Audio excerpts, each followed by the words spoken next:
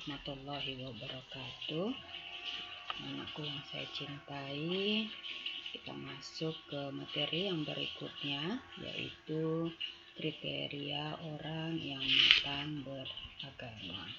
Jadi, perlu diketahui bahwa sesungguhnya manusia itu mengalami pertumbuhan dan perkembangan.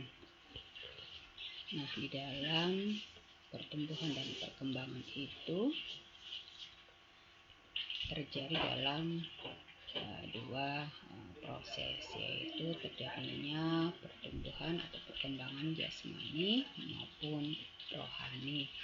Jadi dalam perkembangan jasmani itu akan terlihat dari semakin bertambahnya umur dan semakin dewasa. Yang kedua yaitu perkembangan rohani, diukur berdasarkan tingkat kemampuan atau abilitas menuju ke kematangan.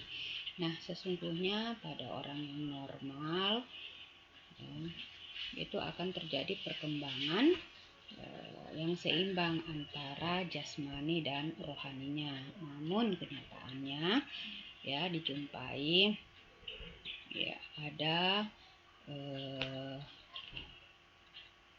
antara jasmani dan rohani perkembangannya itu tidak seimbang. Mengapa?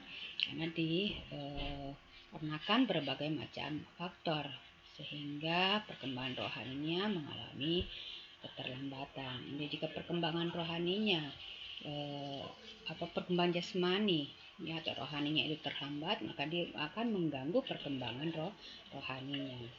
Nah, inilah yang dikatakan dengan hambatan mental.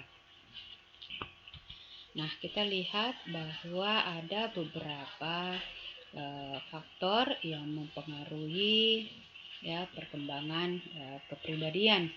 Jadi menurut seorang ahli psikologi mengatakan bahwa adanya keterlambatan kepribadian, perkembangan kepribadian dikarenakan faktor konstitusi tubuh, kemudian struktur fisik, kemampuan mental dan bakat, kemudian emosional. Nah, selain itu ada faktor intern, yaitu baik datang dari keluarga atau lingkungan sekolah.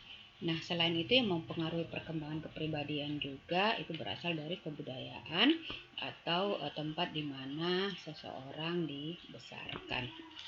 Nah, sikap keberagaman seseorang itu berbeda-beda, Jadi berdasarkan faktor intern dan faktor lingkungan yang mempengaruhinya. Jadi dengan adanya itu maka pola atau tingkah laku seseorang itu akan terlihat juga dari perilaku keagamaannya. Nah, menurut psikologi menurut ahli psikologi mengatakan bahwa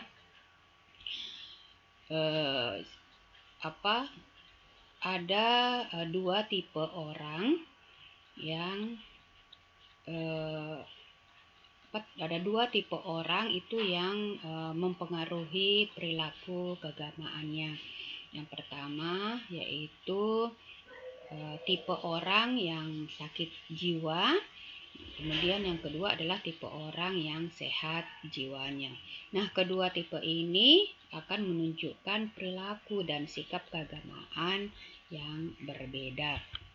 Nah, kita lihat perilaku dan sikap keagamaan dari tipe orang yang sakit jiwa. Kita lihat di sini bahwa akan dia terlihat dari temperamennya.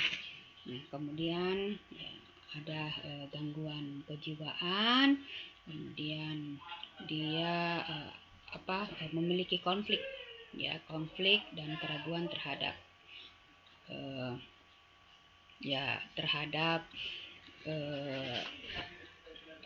sikap perilaku dan sikap keagamaannya, kemudian jauh dari Allah dan senantiasa selalu pesimis.